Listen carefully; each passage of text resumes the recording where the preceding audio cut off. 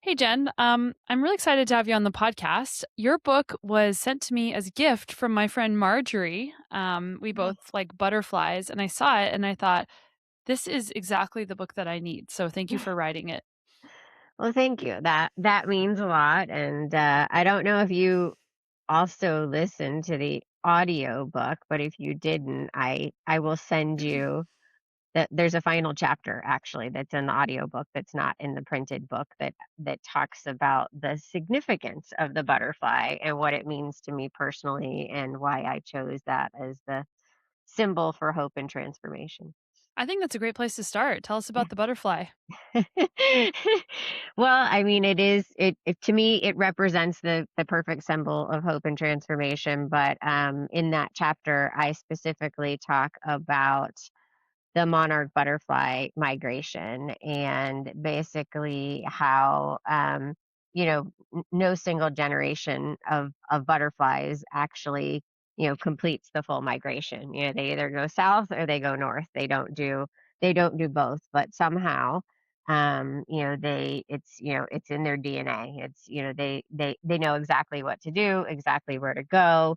They rest when it's raining or when they're tired or when the winds aren't exactly right. And so for me, I kind of go into detail about how I think that is that really the perfect symbol for hope and transformation and kind of passing on legacy and really representative of my own journey with my own well-being, but also with the journey of workplace well-being and kind of that it passes on. Any transformation passes on from generation to generation, and we may or may not be around to see it happen, but it's still important that we keep flying, that we keep doing the work. Yeah, I loved in your book how you so eloquently outlined kind of the painful experience of having an achievement based identity. I've had an expert talking about performance based identities on this podcast before, and everything that comes with that, the burnout, the pressure. Can you tell us how you got there? Because I'm sure so many people listening would be like, "Oh, I feel that pressure every single day." So how did you get in? How did you kind of fall into an achievement based identity, and then how did that kind of spiral into burnout? Yeah, I mean, I think it's really representative in many ways of kind of the world that we live in, right? We live in work in a world that is constantly telling us, for better or for worse, that kind of who we are and what we have and what we're doing isn't enough. It's in our faces all the time. And I think many workplaces inadvertently perhaps reinforce that, this idea of the corner office, and there's only one of them. um and so it's kind of bred into us from a very early age that that kind of this idea of achievement and competition is the definition of success.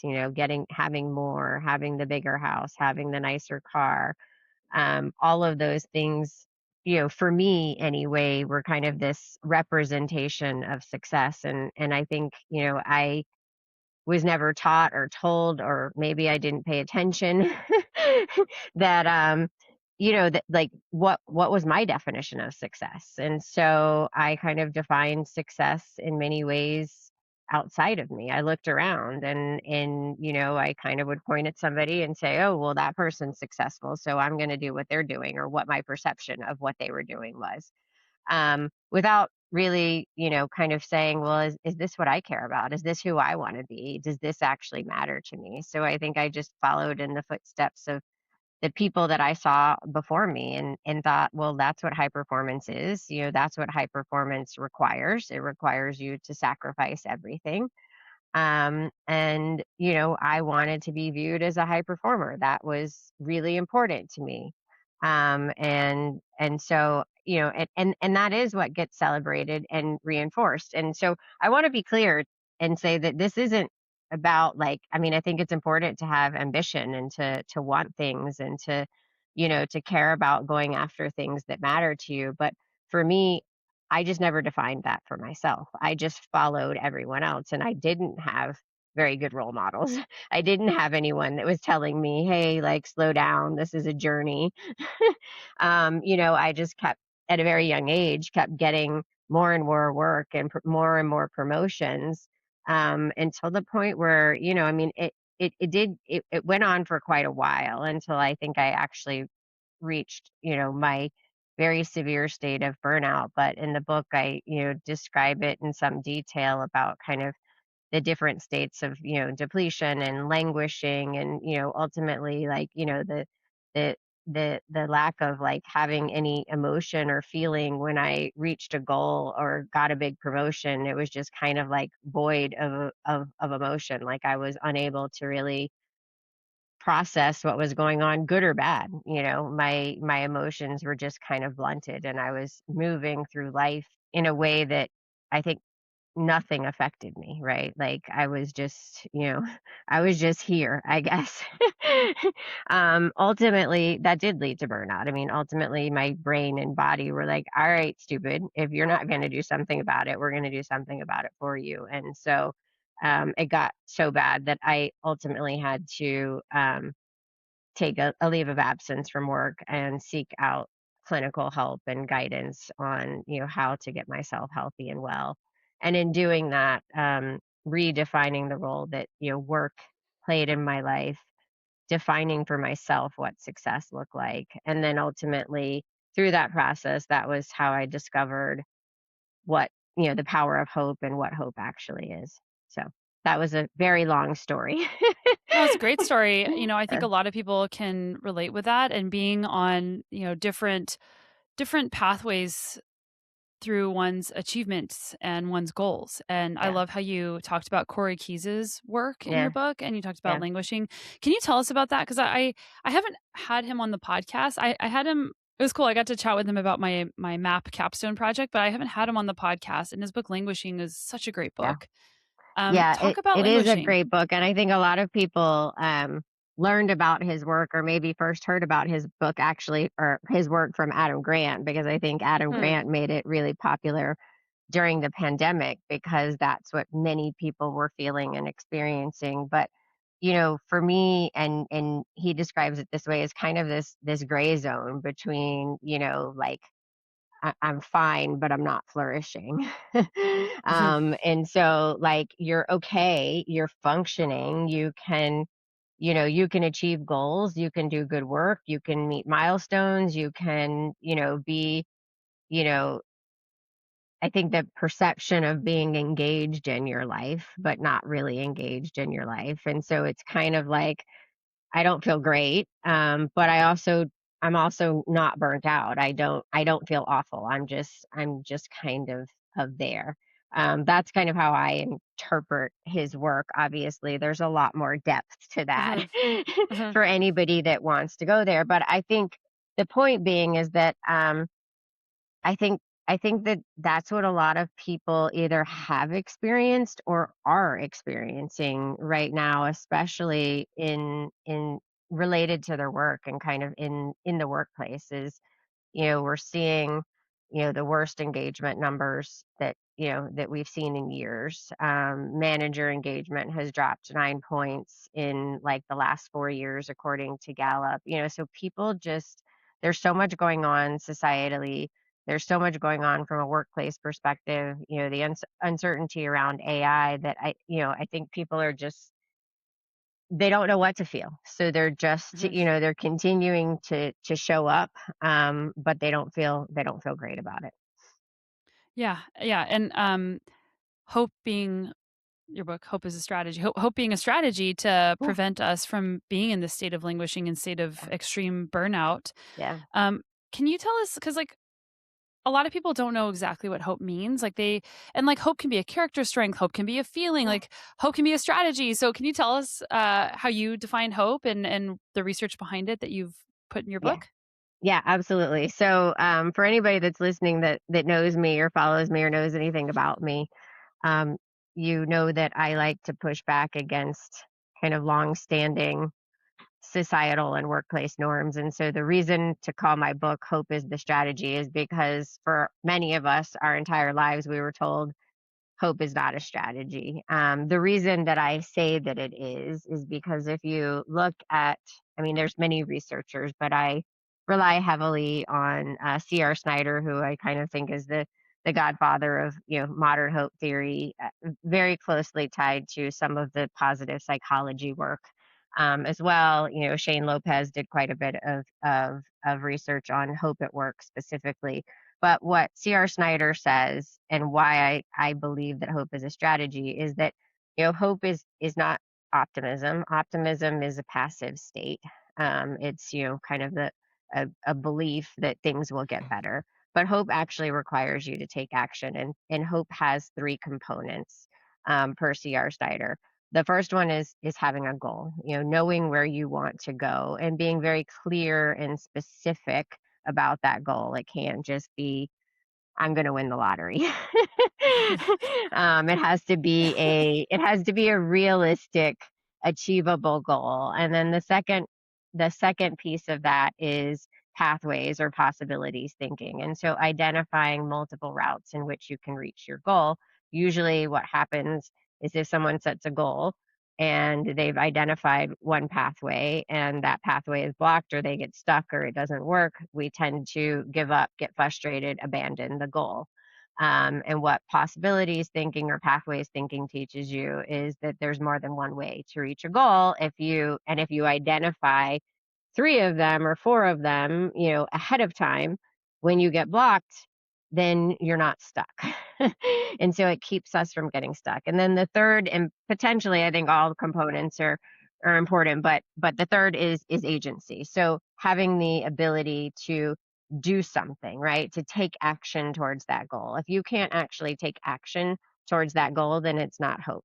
It's something else. And so you have to have the ability to affect change to move towards the goal. And so in my mind and the way that it's played out in my life and the application to the workplace is, if you think about that, that is incredibly strategic. Like if you sat down with every transformation project or every goal that you set in your life or in the workplace and you actually applied that process, which we don't or very rarely do, then hope becomes something that is very strategic. I think the other thing that hope does in that way, and the way in which I described it, is it allows people to find their unique and specific role inside of a larger organization or a broader strategy or a broader transformation. So if I can see the role that I play, the value that I add, the agency that I have to take action to help my team or my organization reach this goal, then I'm much more, I mean, we know these things. Like I'm much more engaged when I feel like I have the agency to make decisions, to design my work, to do things that matter to me inside of a broader context. Then that leads to greater well-being, that leads to greater engagement. I mean, it leads to all of the things that organizational leaders say that they want, yet everybody thinks that hope is soft or flimsy or whimsical wishful thinking, and it's not that at all. I love that, the pathways and agency and goals, which is Yeah. way more, action oriented than, a belief that things are going to go Yeah. well in the future one day. Yeah. Yeah, I mean, does optimism potentially help you reach your goals? Yeah, I mean, I would imagine that, like, if you constantly think you're never going to reach your goal, that affects you. Mhm, But hope would tell you, like, you don't have to be optimistic in order to have hope, right? Like, mhm. you just have to, like, believe just enough in order to take the next step. And then your hope grows. And then you take the next step. And then your hope grows, right? And so it's something that you build over time. It's not something like transformation doesn't happen overnight. And that's what that's one of the like nuances of hope that I really, really like, is that it is about what's the next step that I can take? And it can be the smallest step. And then what's the next step after that? And then what's the next step after that? And that's how hope grows. Yeah, like, hope is built on credible actions that you've taken Yeah. Right. instead of, wishing for something to happen, wishing on a star. Absolutely. Yeah, I love that you also said that you can have hope, but not necessarily have optimism. People always tell me, like, "You're the most positive person I've ever met." But I tend not to be that optimistic, actually, which is really funny. I have a lot of hope and I have a lot of agency and a lot of Yeah, determination. But I also think that, like, when we're thinking about optimism, people are thinking about outcomes. Like, I want X to happen, which is an yeah, outcome, whereas hope is more about the process, which is within your control, where you right. can exercise, like, your own skills and strengths. Yeah, absolutely. I love that. That's a great way to differentiate the 2. Yeah, it's like we can want a good outcome. We can want Yeah, it. We can think about, and expect a good outcome, but yeah, you really can't control it. right, right. I Yeah. mean, not really not much is in our control. Mhm. I mean, the next step that we take is in our control, but the outcome, you're right, is never in our control. Something that I got really excited about is, so my work is in mattering, which is about adding value and Yeah, feeling value to the self and to others. And there's a lot of people that experience anti-mattering, so they feel like nothing they do matters, or they feel invisible, or contingent mattering, I only matter if I do XYZ. mhm, And there was a study in 2023 that I read. It was like right before I read your book. I heard the study. I was like, "Oh my gosh." And it indicated that mattering and hope are correlated, which makes total sense. Like, I feel like I matter whenever I feel recognized, appreciated, that I have something to contribute, then I feel more hopeful. If yeah, I don't feel like people are recognizing my contributions, then I actually feel less hopeful. yeah. Have you seen that in your work? I have, absolutely, and I think there was, I don't know if it was a 2020, I think it was last year, maybe a 2025 study that came out from OC Tanner on hope that specifically says that mattering is almost like a precursor, like a prerequisite for Mhm. people to feel hope, especially in the workplace. And so I do think that, I mean, hopelessness, and the way I describe it in the book, and it's, I talk about in the book, I ended up writing a chapter on hopelessness, but that wasn't in the original outline of the book because I was like, why would I write about hopelessness on in a in a book about hope? That feels counterintuitive. But I got Uh-huh. almost all the way through the book and I was like, I can't actually not talk about hopelessness. And so I do think that ultimately hopelessness, at least in the context of the workplace, but I also think in our broader lives, is comes about from feeling like I don't matter or what I do doesn't matter to anyone, that I'm not valued, or that, how I show up or the things that I can do for people has no value. And ultimately that does lead to hopelessness, which then, as you know, can lead to helplessness, which then I do believe ultimately also contributes or leads, significantly to burnout amongst other things that, sit on the kind of the mental health spectrum, if you will. Yeah, I think this is really important at the organizational level because, like, this is a systemic and sociological, like, issue, because you can have all the hope in the world whenever it's like everything that I can do, and I will, like, find every pathway to make this thing Yeah, happen. I will exercise my agency. I will set all the goals. But if ultimately the system is not set up for you to thrive in that environment, it doesn't matter how much hope you have. yeah, So how can people design their environments? Whether, like, well, you can use the organizational environment as a context. How can people design their environment, or ask their leaders to help them with environment design, so that hope can thrive, and yeah. ultimately so can everybody else? Yeah, yeah, like when you were saying that, it kind of reminds me of like the old saying that like you can't out exercise a bad diet, right? You can't outrun your So mouth. yeah, Dang so it.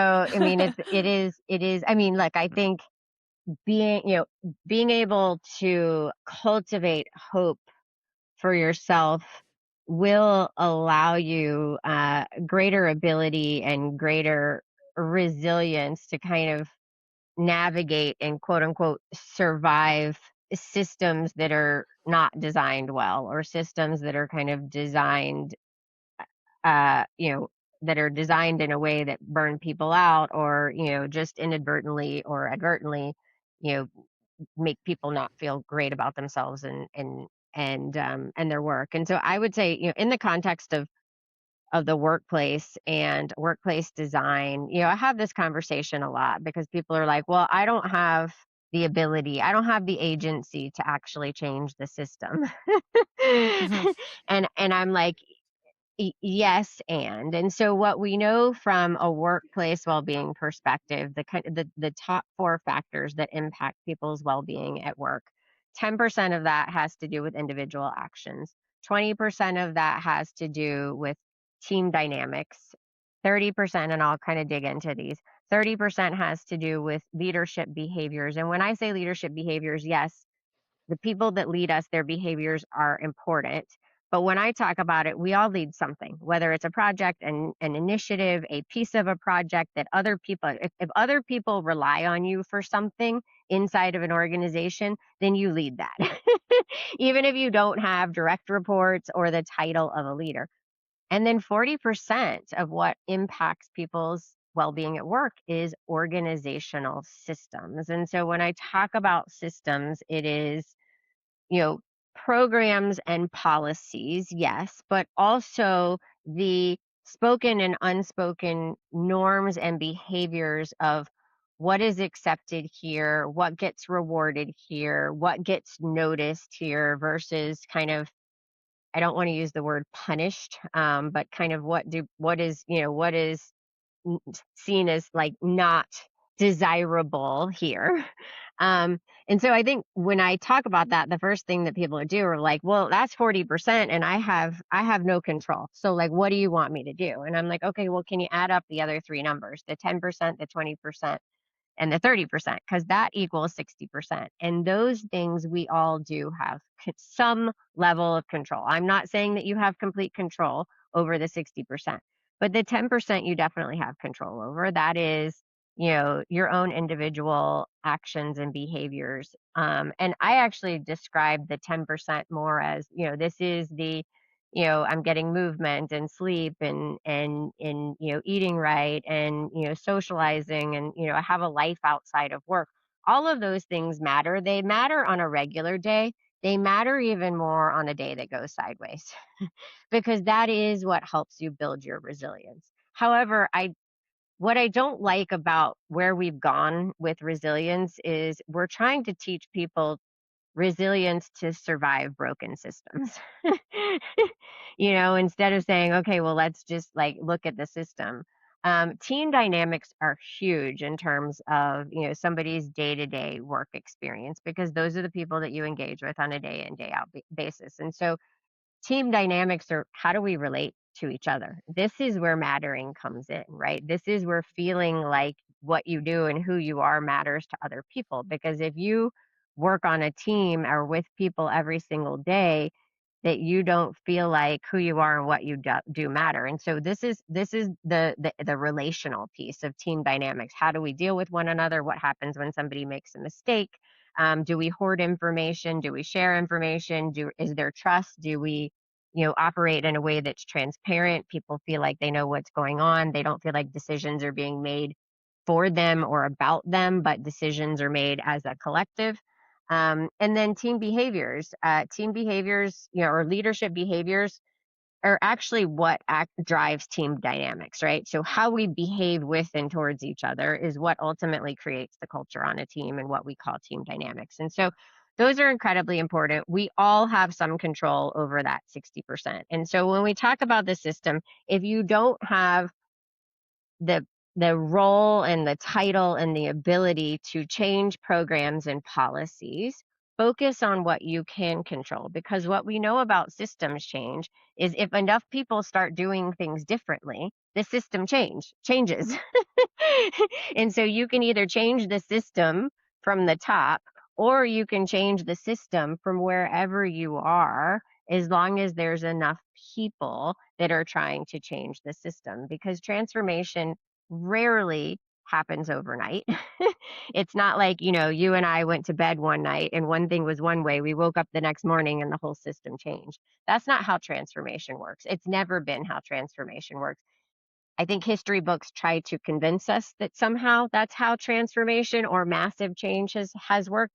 And so I always tell people, like, yes, there are a lot of things about ways of working, workplace design, especially now with the transformation around AI. And I keep saying, like, if AI is really going, if we're going to change everything for AI, then why aren't we also changing everything for people? Like, your well being strategy is your AI strategy, essentially.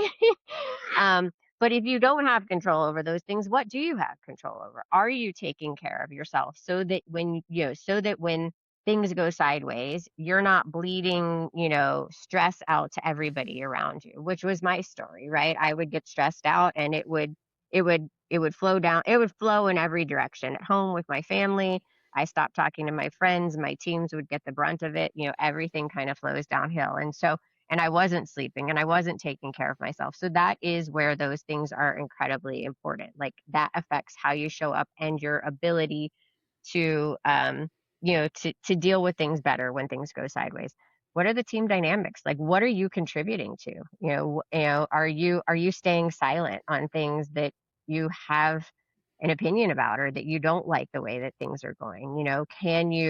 Can you speak up? Can you treat people differently? Can you talk to two or three of your trusted colleagues and start doing things and supporting each other differently if it's not the whole team or the whole organization? And then how are you showing up? Like, what does that look like? And what does that feel like for other people? How are you treating other human beings? Are you present with them? Are you making them feel like are you making sure that they know that they matter to you? And those are the greatest ways. I mean, it's funny because when I talk to some C-suite leaders, they're like, "Jen, you really want me to like have a hope strategy? Like, you want me to go into my boardroom and start talking to the board about hope?" And I'm like, I mean, I think it would be great if you did, but that's not what I'm asking you to do. I'm asking you to actually, behave and change the way that you do things so that it inspires and cultivates hope. The way we talk to each other. I have a whole section in the book, as you know, on hope killers and hope builders. Some of the most common things we say kill hope in an organization, like saying, that's not how we do things here. Well, why isn't it how we do things here? You ask people to be innovative and then they bring you a new idea and you say, no, that's not how we do things here. Well, you've just told this person, don't bring me any more ideas, even though I told you I wanted you to, right? So it's really in small and subtle ways that we cultivate and build hope, and in small actions that we take. That was so, like, amazing to hear you talk about that entire system in that way and to see your passion as well, like, you, like, really, like, lit up and Sorry, I kinda got it on was a great. soapbox No, there, that was so great. It was awesome. One thing I do want to I feel like kind of a downer, but when it comes to transformation, you said you have to have enough people to make those transformations. I'm gonna give Sure. you a personal context, um, with professional athletes. So, when you become a mother as a professional athlete, it's kinda like signing a death sentence, and it's Mhm, changing over time. mhm, Transformation is happening. But if you're one of the first people to do that, you're one of the trailblazers, there yeah, is nobody else doing that. And so because of that, you tend to lose hope. And for me, it was, I lost when I got pregnant in 2019, I lost almost all of my sponsors, and I was never really able to reclaim that over mm, a long year period, despite results, despite all the things. And I started feeling like, well, what's the point of all this? Like, I can't I'm doing everything on paper that everybody says and more, and still, like, I'm in a system that doesn't support me. So I had to choose, do I want to stay in the system or do I want to leave it? yeah, And by being in that system and pushing the way that I push, I feel like I was able to help other people who are now entering that as new moms. There's more support for them, but for me, that was not there. So I had to make that choice to leave the system, which was very yeah, difficult. So yeah, when do people know when to, keep pushing and when to say, like, this is coming at an expense of me feeling hopeless and yeah, helpless in my life yeah. and not like and like I don't matter. I think that that's a really good question because I think that, for a lot of us, that's a real like, it's hard to know. I do think in some ways it goes back to what's my definition of success, right? And when I say my definition of success, I mean my broader, like what's my life definition of success? Like, what matters to me and who do I want to be? Not just in my career, but in my broader life. And for me, that's what I feel like I was never taught. Like, nobody, even when I started to think about my definition of success, it was really strongly tied to my career and what do I do and what do I want to be known as. It wasn't that, I was, a great wife or a great caregiver for my mother that has also, I mean, all the things that now matter much more deeply to me and allow me the experience to actually advocate for the things that I think that I know need to change in the workplace, which is very true for you. And so, look, I mean, if you're in a system or in a place where it is significantly impacting your well-being, if it is impacting your physical health, your mental health, your relationships at home with people that you care about that matter. I mean, I used to just like say no to my friends so I could work or, finish a project, and so like if it is affecting those things negatively, I would say like that's when you take a good hard look of like, is this who I am? Is this like what is my definition of success? Because I think for you and I, we stepped out of it. And I kind of go back to, another word that I think along with hope, and there's many of them that get a bad rap is grit. People think that grit means like, grin and bear it, like stay in the system and push really hard. I think what you and I learned is that we stepped out of the system and learned a different way to push the system. And sometimes you have to push the system from the outside. Sometimes you can't push the system from the inside. And sometimes, going back to the monarch migration, like sometimes these things take generations, so we want them to change a lot quicker. We see what needs to change, but systems don't change quickly. But they do change, and so I always tell, like, when I'm talking to workplace well-being, like, people that are working inside of companies right now on workplace well-being or just care deeply about it, that, will say to me, "But Jen, like, we're going backwards or we haven't made a lot of progress." I'm like, "But we have."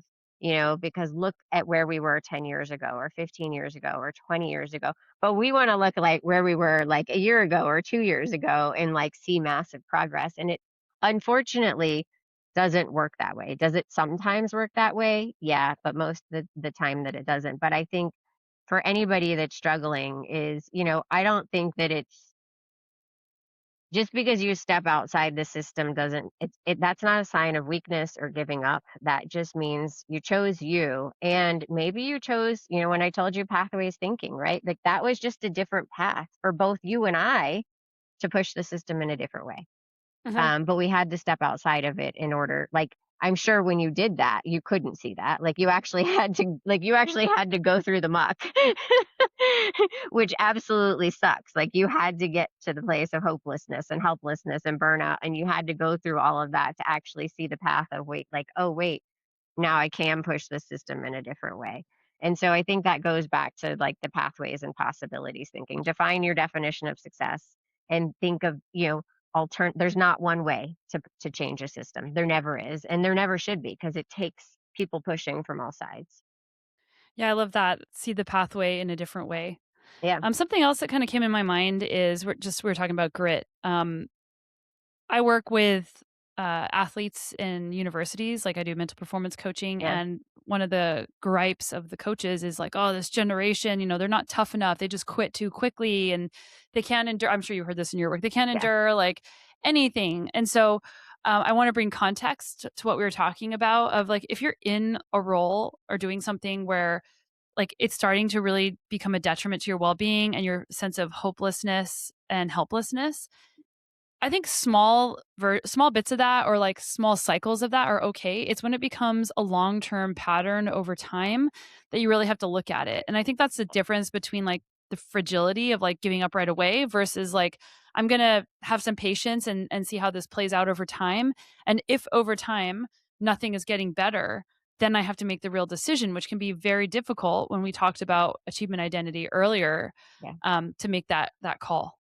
yeah. And I would say most of us can't make it alone or ourselves. I mean, Mm. for me, I had to seek out clinical help and go to therapy, and I had to have somebody from the out because we're horrible at. I generally I think human beings are kind of horrible seeing these things. I mean, we know how we feel, but kind of seeing the different pathways, a lot of times you Mhm. do need that additional help. And I completely agree with that context.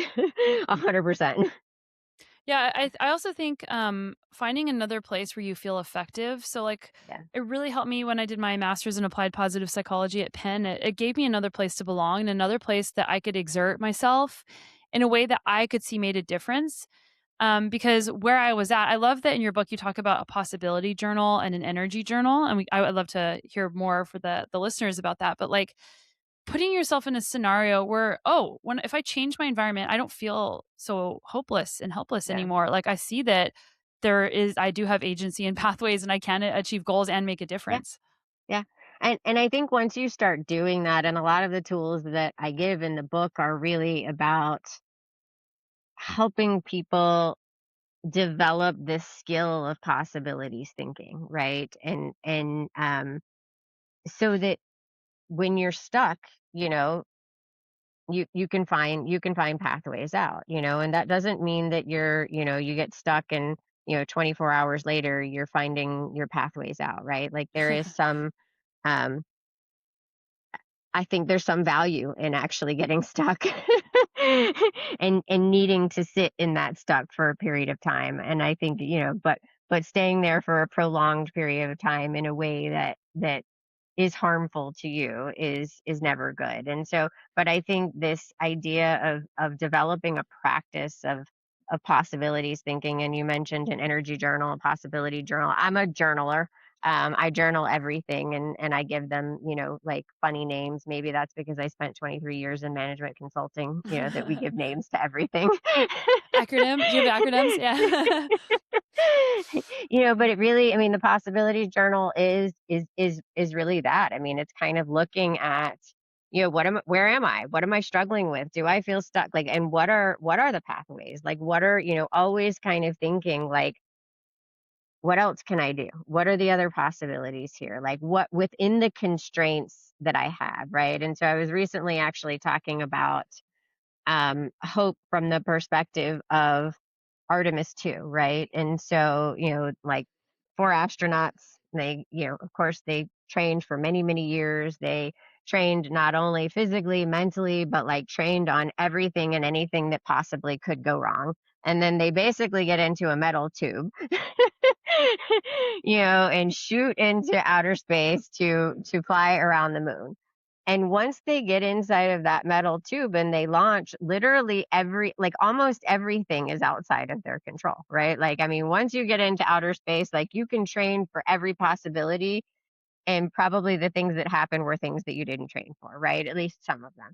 But when I kind of think about like what gave us hope from the Artemis to experience, it was actually the really human things. I mean, like, I think awe is a way to describe, launching into outer space and the science and, all the things that's something that's so much larger than us. But for me in particular, what gave me hope and what I saw gave so many other people hope were like the human actions, right? Like the astronaut that named the crater after his wife that had died from cancer. Like that gave, I mean, like that was a very human moment that cultivated hope. What were like, oh, one morning they woke the astronauts up with a message from a prior astronaut, I think Jim Lovell, who had said like, welcome to my old neighborhood. So it was really like those kind of like human moments and human, because ultimately that's all we can control. But that is I mean, hope passes, and cynicism passes from person to person. Mhm. It is, that is how we grow our hope. It grows in community and it grows from person to person. And so, when I think about kind of the best way to grow our hope, to grow, like, call your best, like if you're feeling hopeless, call your best friend and say, what should I do about this situation? Right. And they'll give you 10 options. They might not be 10 good options, but they'll give you 10 options. Right. And so when I think about things that make us uniquely human, especially in the age of quote unquote intelligence, I think the ability to hope and cultivate hope in others is something that is uniquely human and will always be uniquely human. Yeah, it makes me think about perspective. So, if we're thinking about pathways, like you need to have perspective in order to see those pathways. Yeah, And sometimes, if you're in such a stressed out state, you can't see the forest from the trees. sure. It's like Yeah, the analogy I give is it's like looking through like a paper towel tube. You just right. can't see anything. So Everything's blurry. Yeah. there's different things that Or you can narrow. do Yeah, to shift your emotional state or your yeah, environment, so that you can have more perspective, so you can see those possibilities. yeah, yeah, absolutely. And then I think the energy journal is really about just what you said, right? Is like noticing the the things in my life or the things that happen in my day that either give me energy or drain my energy, right? And that doesn't mean that you're going to, magically get rid of all of the things in your life that drain your energy. That's just not what life is. But having an awareness around what gives you energy and what drains your energy allows you to plan your day better, allows you to have some self-awareness and self-recognition of like, wow, I just did 5 back-to-back things that I know are draining my energy. Of course, when I'm done, I'm not gonna feel great or, like, I'm gonna be in a different state, and then I need to go do something that is going to give me back, some energy, some positive energy, do something that is, a positive energizer for me. And so, it's really about growing your awareness around what gives you energy and what takes your energy, and that's gonna be different for every single person. And so for me, I found the best way to do that is to keep record of it because then I can identify things of like, oh wait, that thing or that person drains my energy. So I want to limit my exposure to that. That doesn't mean that I'll never have to work with that person. It doesn't mean that I will never have to do that task.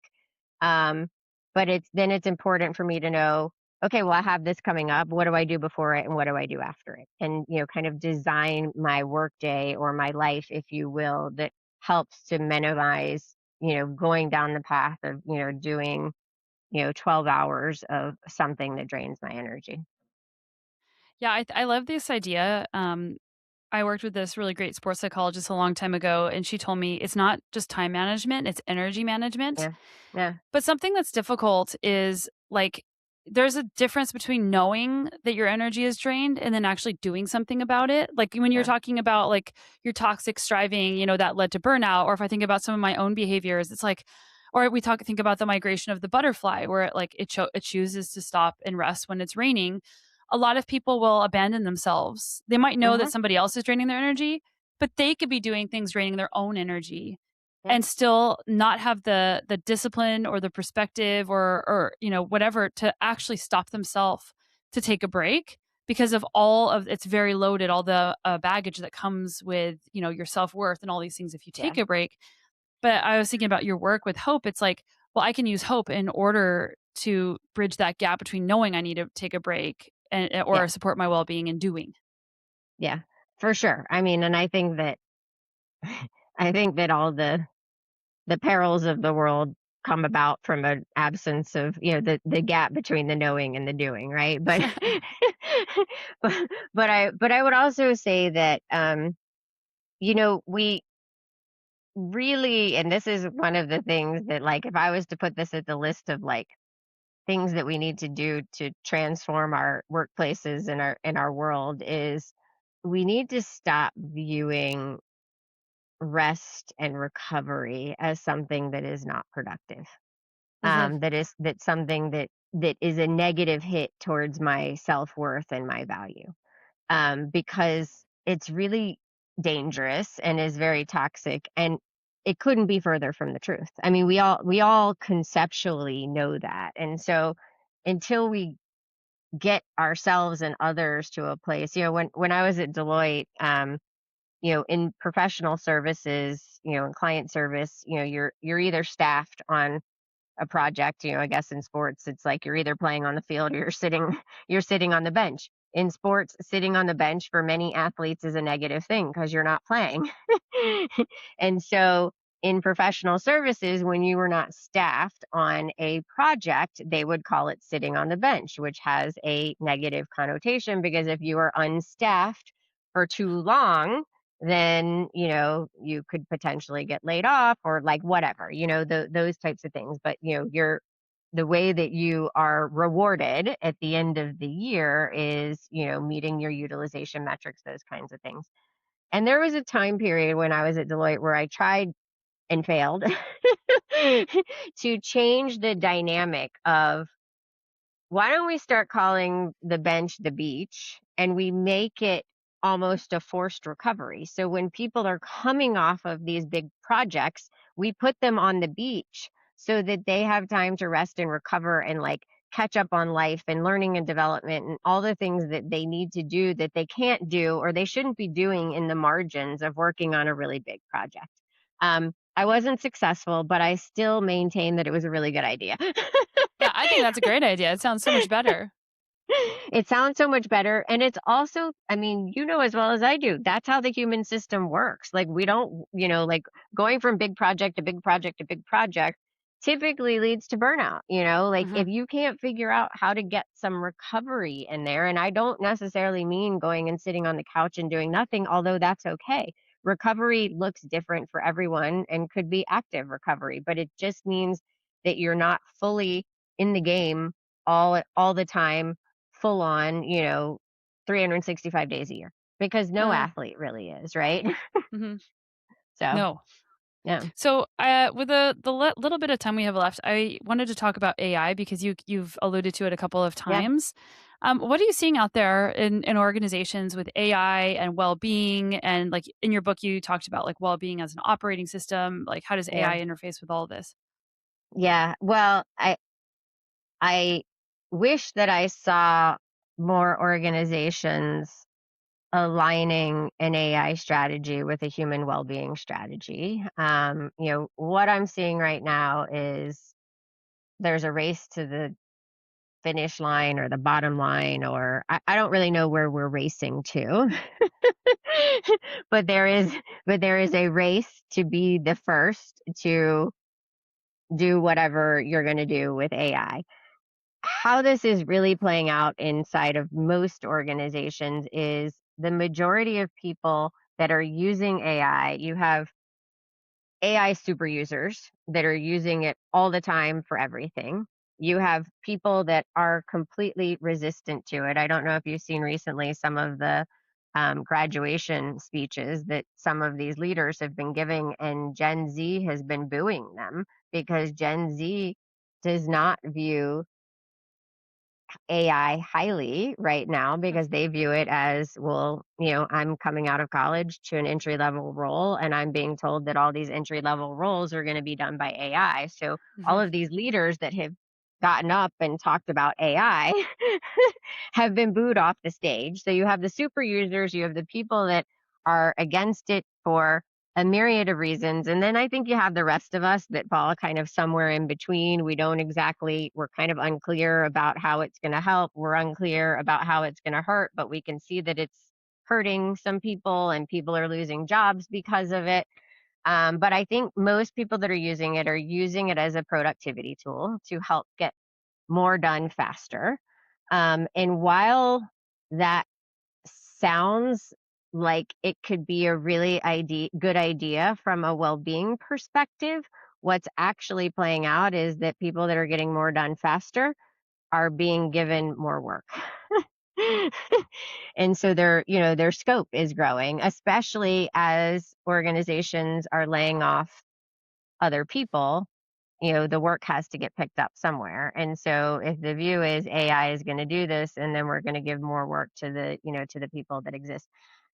Now, do I think there's promise for AI? I do. I think, though, it's up to us as humans to use AI in a way that augments and helps humanity and helps people be better at their job, more creative, more effective, more efficient.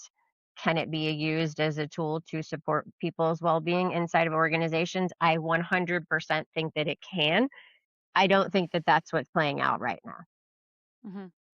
So, Yeah, it's like, how can we use AI to get back to like an 8-hour workday yeah, yeah, instead of yeah. adding more hours to the day, just expecting more productivity? I mean, look, AI right now, like AI, I mean, this was the same promise of I mean, ironically, as email, right? Right? Like digital communication, any kind of technology was supposed, like email was going to free us from our desks. Okay, Mm. it freed us from our desk, and now we can work from literally anywhere. I don't think that's made us better. I think that that has made us less present in our lives. Like people are like, I can work from the beach. And I'm like, but why would you want to work? Like, why do we Yeah. think that it's okay to work from the beach, right? Or I'm working But from we're the the sideline humans. of my kid's game, like, that's not necessarily a Right, good like we're thing. the we're the we're the humans. Right now, we still have the agency to decide how we use these tools. And I think we need to put some rules into, some practices into place around how and when AI gets used, when we stop using AI, when we expand the scope of AI, those types of things. And I'm not seeing enough of those conversations yet, although they are happening at some organizations. Hmm. So, is there anything else that you want to leave with people before we wrap up? I mean, would it be like really cliche and cheesy to say like don't lose hope? No, I don't. I think people need to hear that I mean, now look, more than ever. wherever you are, humankind has survived a lot of things.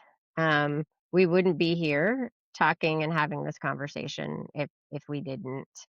And I think what has always and what will always continue to sustain us and give us hope is connecting with other human beings. And so we have to protect that with everything we've got, regardless of what types of tools or workplaces or communities we build.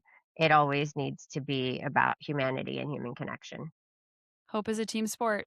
Yep.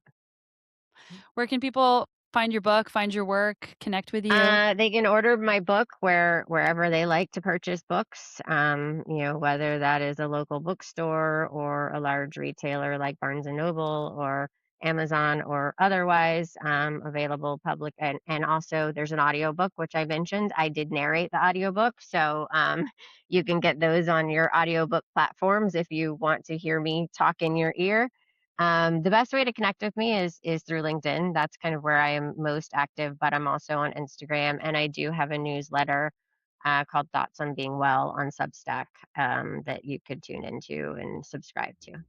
Well, thanks so much for coming on the show and for Yeah, sharing all of this great knowledge. thank you for having me.